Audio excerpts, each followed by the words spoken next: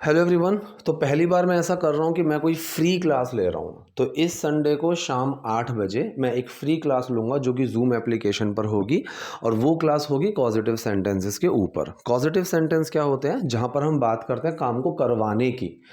या तो मैं किसी से कोई काम करवा रहा हूँ, कोई मुझसे काम करवा रहा है, किसी ऑब्जेक्ट से किसी एजेंट से काम को करवाया जा रहा है, जैसे मुझसे डांस करवाया गया था। प्रॉपर किसी ऑब्जेक्ट पर काम को करवाने की बात हो रही है कि यहाँ पर एक मंदिर बनवाया जाएगा। तो ये 4 तरह के पॉजिटिव सेंटेंसेस होते हैं। इनको हम बहुत ही प्रोफाउंडली डिस्कस करने वाले हैं, ठीक है, उस क्लास में संडे को। तो अगर आप लोगों को वो क्लास ज्वाइन करनी है, ऊपर नंबर दिया हुआ है व्हाट्सअप का, आप मुझे उस पर व्हाट्सअप मैसेज करेंगे, कॉल मत करना। आप मुझे व्हाट्सअप मैसेज करेंगे कि I want to join master class, ठीक है। और संडे को 8 बजे मैं आप सब लोगों को उस पर लिंक जूम की फॉरवर्ड कर दूंगा, और आप वहाँ से उस क्लास में एंटर कर सकते हो, ठीक है। तो बस इतना ही है, और अब हम अपनी क्लास शुरू करते हैं। चलिए, देखिए, पहला यहाँ पर सेंटेंस है, फिलहाल मुझे यहीं रहना होगा। अब इस लड़की ने कहा है कि फिलहाल मुझे यहीं रहना होगा।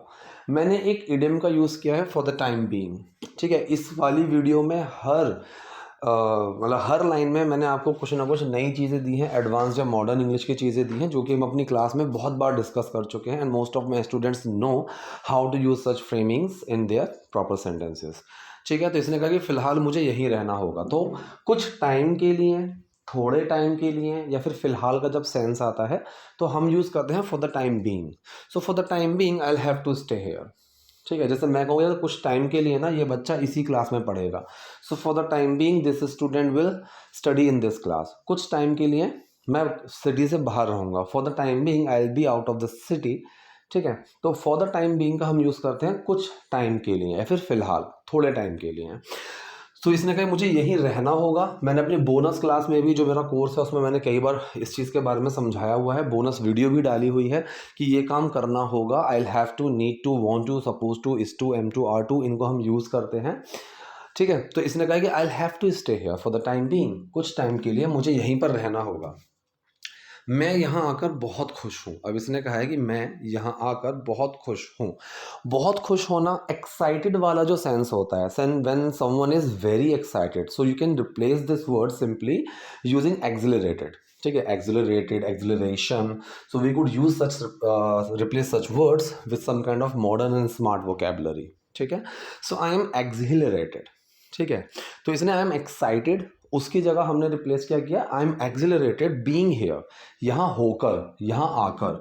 तो बी का यूज आने, होने के सेंस में भी यूज होता है। बी की क्लास में हम इसको प्रोफाउंडली डिस्कस कर चुके हैं। So I am accelerated being here, या फिर कमिंग हियर। मैं यहाँ पर आकर बहुत ज़्यादा उत्साहित हूँ, बहुत ज़्यादा एक्साइटेड हूँ, बहुत ज़्यादा खुश हूँ। इसने कहा कि बस 2 दिनों की बात है। जब भी इस तरह का सेंस है कि बस कुछ घंटों की बात है, बस कुछ दिनों की बात है, तो यहाँ पर हम यूज़ करते हैं it's only a matter of, फिर वो टाइम आ जाएगा। तो इसने यहाँ पर कहा कि it's only a matter of 2 days, कि बस 2 दिनों की ही बात है। It's only a matter of 2 days, कि बस 2 दिनों की ही बात है। इसके बाद तुम्हें यहाँ से जाना पड़ेगा। अब यहाँ पर समझने वाली और सीखने वाली चीज़ क्या है? यहाँ पर सीखने वाली चीज़ है सब्सिक्वेंटली। अच्छा, मेरी लास्ट वीडियो पर भी कुछ, वैसे तो सारी पॉजिटिव कमेंट्स ही आई थी, most of the time I usually get positive comments only, लेकिन अगर कोई नेगेटिव कमेंट आता भी है, so I really enjoy that comment, ठीक है। मैं उस कमेंट को बहुत एंजॉय करता हूँ, बहुत ज़्यादा फैसिनेट करता हूँ कि भाई चलो ठीक है, कुछ आया जो जो एक चैलेंजिंग है। मे बी ऐसा भी हो सकता है कि कई बार बहुत छोटे बच्चे होते हैं, ठीक है, उनको वो चीज़ें समझ में नहीं आती हैं, वो लिख देते हैं।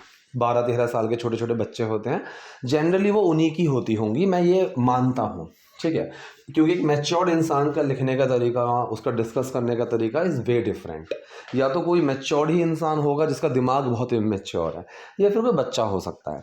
तो लास्ट वीडियो पे भी मुझे यही कमेंट आई थी कि सर इस तरह की इंग्लिश जो आप मतलब पढ़ा रहे थे, एडवांस फॉर्मेशंस, इस तरह की इंग्लिश यूज़ नहीं की जाती है स्पोकन में, हम जनरली सिंपल इंग्लिश यूज़ करते हैं। ऐसा बिल्कुल भी नहीं है, इस चीज़ को बिल्कुल सिरे से नकारता हूँ मैं, ठीक है। I completely disagree with this point, ठीक। जिन लोगों को थोड़ी सी मॉडर्न और एडवांस्ड इंग्लिश आती है वो उसी का यूज़ करते हैं, वरना सब लोग सेम ही चीज़ बोल रहे होते हैं, there would be no confusion. ऐसा ही होता, लेकिन ऐसा नहीं है। कुछ लोगों की इंग्लिश देखो अब बहुत अच्छी है। एग्जाम्पल सबसे अच्छा शाहरुख खान, ठीक है। शशि थरूर भी है, लेकिन शशि थरूर की इंग्लिश मुझे लगता है वो ज़्यादा ही उस चीज़ को थोड़ा सा एग्जेजरेट करके बात करते हैं। एग्जेजरेट करना मतलब बढ़ा चढ़ा कर चीज़ों को आगे रखना। अब ये भी कि वोकेबुलरी है, अगर आपको टर्म नहीं पता एग्जेजरेट करना तो आप इसके लिए क्या यूज़ करोगे, ठीक है। तो ऐसी चीज़ों में आप अटक जाते हो, ठीक है। यू गेट कोल्ड फीट, आप वहाँ घबरा जाते हो, you don't have anything, you fumble a lot, ठीक है, वहाँ फंबल करते हो। तो कुछ चीज़ों के लिए स्पेसिफिक वही वर्ड्स हैं, और कुछ चीज़ों को जब रिप्लेस करते हैं तो वहाँ पर जो लोग हैं वो थोड़ा सा एडवांस और मॉडर्न ही बोलना पसंद करते हैं, ठीक है। और ऐसी चीज़ें जब हमें समझ में नहीं आती हैं, सो देन वी अंडरस्टैंड कि yes these things are important to learn. और मैं क्लास में भी और वीडियो में भी उन्हीं फ्रेमिंग्स, उन्हीं स्ट्रक्चर्स को लेकर आता हूँ विच आर कॉमन। ऐसा नहीं है कि जो यूज़ बहुत कम होती हैं, I always try to avoid those things. I have lots of vocabulary जो कि शायद इतनी यूज़ नहीं होती है, इवन मैं भी यूज़ नहीं करता हूँ। So I always recommend, I always prefer coming with such script और such set of sentences which are commonly used and which can be used easily, चाहे वो आपकी normal day to day life हो या फिर आपकी वो प्रोफेशनल लाइफ हो, ठीक है। तो चलिए यहाँ पर सेंटेंस है, इसे इसके बाद तो मैं यहाँ से जाना पड़ेगा। अब कई बार हम इस वर्ड को सुनते हैं सब्सिक्वेंटली, ठीक है। मोस्टली लोग यहाँ पर अटक जाते हैं कि सब्सिक्वेंटली का मतलब क्या होता है। सब्सिक्वेंटली का कुछ अलग मीनिंग नहीं है। सब्सिक्वेंटली का मतलब सिर्फ इतना होता है, इसके बाद, उसके बाद, आफ्टर दैट, आफ्टर दिस। तो सब्सिक्वेंटली एक सिंपल सा वर्ड है जो हम इस तरह से यूज़ करते हैं, subsequently will have to go from here. इसके बाद तो मैं यहाँ से जाना होगा, तो मैं यहाँ से जाना पड़ेगा इसके बाद। ओहो, मैंने 2 बार लिख दिया क्या ये? चलिए, नो इश्यूज़। मैं अपने सिद्धांतों को लेकर बहुत कट्टर हूँ। अब यहाँ पर एक जो वर्ड है कट्टर, एक मैंने इंग्लिश में यूज़ किया है वर्ड फेनेटिक, ठीक है, फेनेटिक। अगर आपको फेनेटिक वर्ड नहीं पता, ठीक, तो आप पता क्या यूज़ करते हो? Crazy, mad. अब जैसे मान लो कि आपका कोई फ्रेंड है जो किसी पॉलिटिकल पार्टी के पीछे बहुत ज़्यादा सीरियस है, मतलब वो क्या है कि भाई उसके सामने कोई बीजेपी की बुराई कर देना तो उससे लड़ने बैठ जाता है। उसको, इस इंसान को आप क्या बोलोगे कि वो क्या है बीजेपी के प्रति? उसका बहुत बड़ा फ़ैन है, ठीक है, चलो ठीक है, मान लिया। लेकिन वो फैन से भी बढ़कर है। जो फैन होते हैं वो थोड़े समझदार भी होते हैं कि कोई उनकी बुराई कर रहा है तो they won't reply, they won't say anything, because they believe in that party कि चलो ठीक है, they are doing good, if this person doesn't understand so let it be, ठीक है। लेकिन ऑन दी अदर हैंड, अगर कोई ऐसा इंसान है जो किसी सेलिब्रिटी का, किसी पॉलिटिकल पार्टी का, किसी स्पोर्ट्स टीम का, किसी स्पोर्ट्स प्लेयर का वो बहुत बड़ा फैन है कि भाई उसकी बुराई वो सुन ही नहीं सकता, so that person is called phonetic, ठीक है। तो कट्टर बोल सकते हो, किसी चीज़ के पीछे बहुत ज़्यादा सीरियस बोल सकते हो, बहुत बड़ा ही कट्टर फैन बोल सकते हो, तो वो फेनेटिक होता है। तो इसने कहा कि I am fanatic about my principles.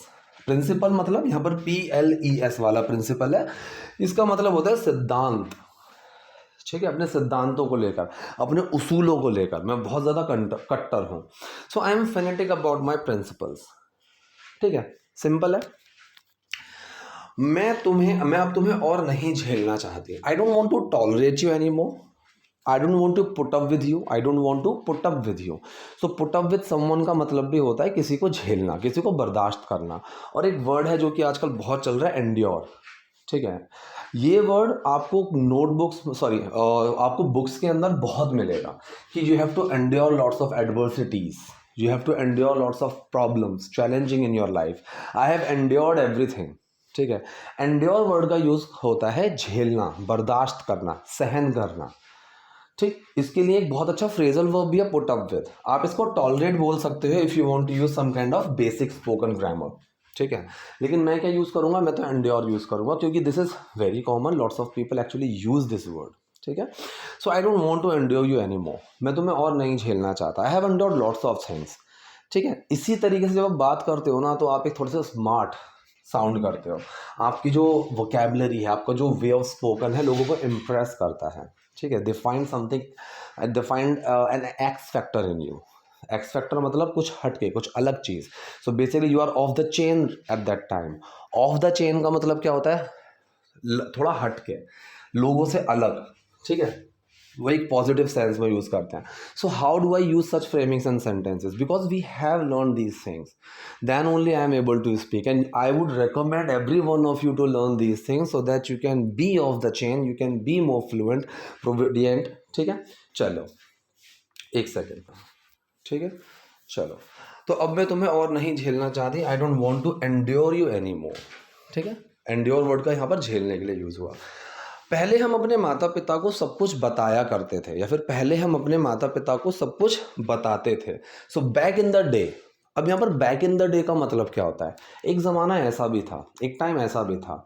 बहुत से लोग यहाँ पर यूज़ करते हैं once upon a time. Once upon a time का मतलब क्या होता है? वंस अपॉन अ टाइम का मतलब होता है कि एक समय की बात है, ठीक है।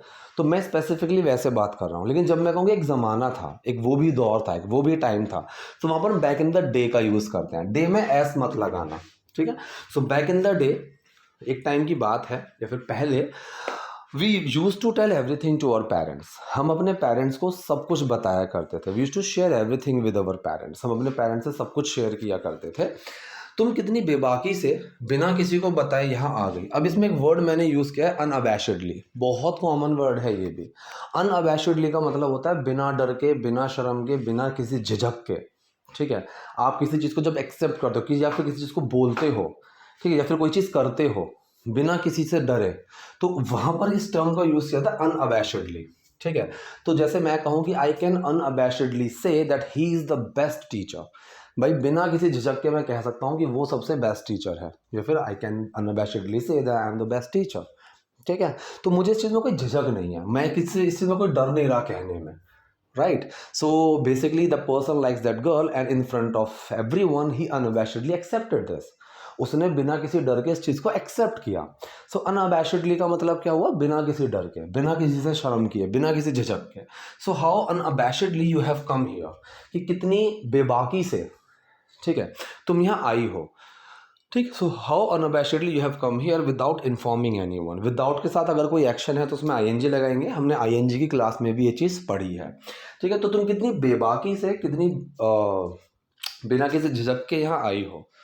अब इसने कहा कि तुम मुझसे ये फालतू बातें क्यों कह रही हो, तुम मुझसे ये फालतू की बातें क्यों कह रही हो। अब ये फालतू की बातों के लिए एक वर्ड हम बोल सकते हैं अननेसेसरी, ठीक है, स्टूपिड थिंग्स। लेकिन ये वर्ड वही बोलेगा जिसको एक्चुअल में इसमें एक प्रॉपर वोकैबुलरी नहीं पता, which is redundant, which is redundant. So why are you saying this redundant things to me, कि ये बेमतलब की चीज़ है, ये बेवकूफ़ वाली बात है, ये फालतू की चीज़ है, तुम मुझसे क्यों कह रही हो। So why are you saying this redundant things to me, right. बुरा मत मानना, लेकिन तुम बहुत पुराने ख्यालों की हो। इसने कहा है कि बुरा मत मानना। अब यहाँ पर एक टर्म को यूज़ करते हैं, माइंड माई फ्रेंच, ठीक है। माइंड माई फ्रेंच, बेसिकली ये जो टर्म है माइंड माई फ्रेंच, ये तब बोली जाती है दो सिचुएशन में। या तो आप कोई ऐसी चीज़ कहने वाले हो कि जिसका आपको पता है कि सामने वाला बुरा मान सकता है, या फिर आपके out of anger, out of like you freaked out some time, और आप बोलते हुए कोई चीज़ आप अब्यूजिव बोल देते हो, ठीक है। Something which puts down some others feeling, ठीक है, जो किसी दूसरे की फीलिंग को थोड़ा सा हर्ट करे, ऐसा कुछ बोल देते हो, आपके मुंह से निकल जाती है, यू लेट स्लिप। मुंह से निकल जाने के लिए फ्रेजल वर्ब मैंने सिखाया था लेट स्लिप, ठीक है। So you let slip something, या फिर यू लेट स्लिप समटाइम्स। कई बार आपके कोई चीज़ मुंह से निकल जाती है, ठीक है, तो वहाँ पर आप इसको एंड में बोल सकते हो माइंड माई फ्रेंच। और अगर आप कोई चीज़ बोलने वाले हो जिससे सामने वाला हर्ट हो सकता है, तो आप उसको पहले बोलोगे, प्रायरली आप उसको बोलोगे mind my French, but this is the case. तो इसने वही कहा है माइंड माई फ्रेंच। देखो बुरा मत मानना, but you are so orthodox. Orthodox का मतलब क्या होता है? रूढ़िवादी, पुराने ख्यालात वाला, जिसकी सोच बहुत पुरानी हो। तो पूरा सेंटेंस हमारा क्या निकल कर आया कि mind my French but you are so orthodox. मेरी बात का बुरा मत मानना, लेकिन तुम बहुत पुराने ख्यालों की हो। हम एक दूसरे से बिल्कुल अलग हैं, ठीक है। इसमें एक बहुत ही कॉमन स्ट्रक्चर है, we are just poles apart. Poles apart का मतलब होता है कि जब दो लोग बिल्कुल अलग प्रवृत्ति के हों, ठीक है, लोग हों या फिर कुछ भी हो, कोई चीज़ हो, ठीक है, तो भाई वो और मैं बिल्कुल ही अलग है, हमारी सोच बिल्कुल ही अलग है, ठीक है, उनका रहन सहन बिल्कुल ही अलग है। So they guys are poles apart, we guys are poles apart, we can never get along with each other. Get along with each other का मतलब होता है हमारी बनना, तो हमारी आपस में कभी नहीं बन सकती, because we guys are poles apart, right. तो हम एक दूसरे से बिल्कुल अलग हैं, we are just poles apart. तो ये थी आज की क्लास, आज के सेंटेंसेस, फ्रेमिंग्स। अगर आप लोगों को कोई डाउट है, कोई क्वेरी है, so do let me the comment section. और आपको संडे की मास्टर क्लास चाहिए तो व्हाट्सएप पर मैसेज कर देना। Till then take care, bye bye, enjoy.